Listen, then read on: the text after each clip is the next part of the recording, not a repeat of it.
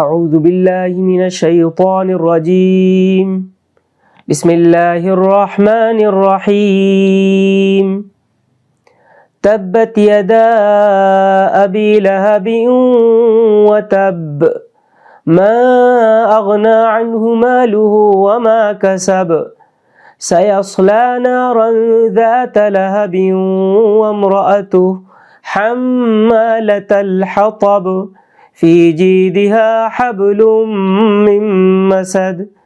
صدق اللہ العظیم. یہ سورہ لہب ہے. اس سورت کا ترجمہ اس طرح سے ہے، فرمایا ٹوٹ گئے ابو لہب کے ہاتھ اور نامراد ہو گیا وہ، اس کا مال اور جو کچھ اس نے کمایا اس کے کسی کام نہ آیا. ضرور وہ شعلہ زن آگ میں ڈالا جائے گا اور اس کے ساتھ اس کی جورو بھی لگائی بجھائی کرنے والی، اس کی گردن میں مونج کی رسی پڑی ہوگی. یہ سورہ لہب ہے. اس سورت کے اندر یہ بتایا گیا ہے کہ جو ایمان کا رشتہ ہے وہ سب سے مضبوط رشتہ ہے. اس رشتے کے علاوہ تمام رشتوں کی جو حیثیت ہے وہ صرف کچے دھاگے ہیں. اس صورت کے اندر جیسا کہ ابو لہب اور اس کی بیوی ام جمیل کے کردار کو پیش کیا گیا ہے.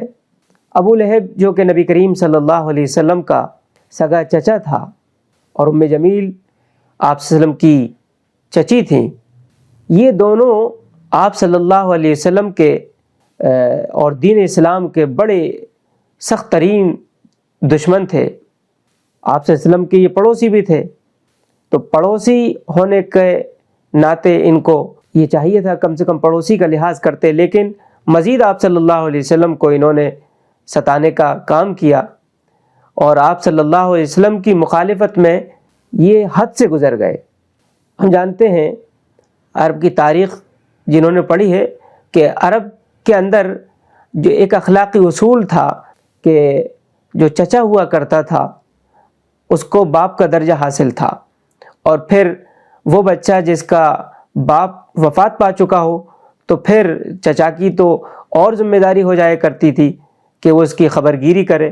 لیکن ابو لہب کا حال بالکل اس کا الٹ تھا.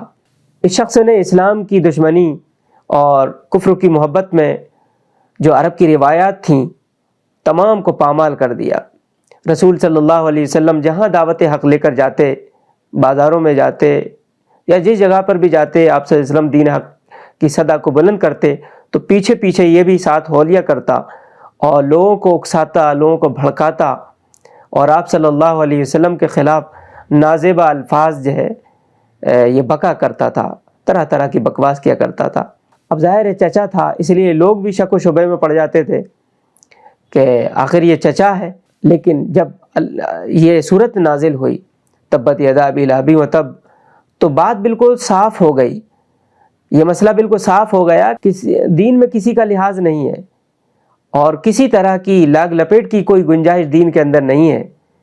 غیر اپنا ہے، اگر وہ دین حق کو قبول کر لیتا ہے دائرہ اسلام میں داخل ہو جاتا ہے، اور اپنا بھی اگر ہے تو وہ غیر ہو جاتا ہے اگر وہ ایمان پر کفر کو ترجیح دیتا ہے.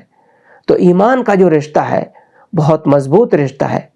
یہ دینی تحریکات کے لوگوں کو بھی سمجھنے کی ضرورت ہے کہ ان کا رشتہ اپنے بھائیوں سے کس حد تک ہونا چاہیے اور کتنا مضبوط ہونا چاہیے کہ جب وہ دین حق کی بلندی کے لیے کسی ایسی تحریک سے وابستہ ہوئے ہیں تو اب اس تحریک کے اندر جتنے بھی لوگ شامل ہیں وہ ان کے بھائی ہیں، ان کی پریشانی ان کی پریشانی ہے، ان کا خیال کرنا، ان کا خیال رکھنا اور ان کو ترجیح دینا یہ اولین ان کی ذمہ داری ہے.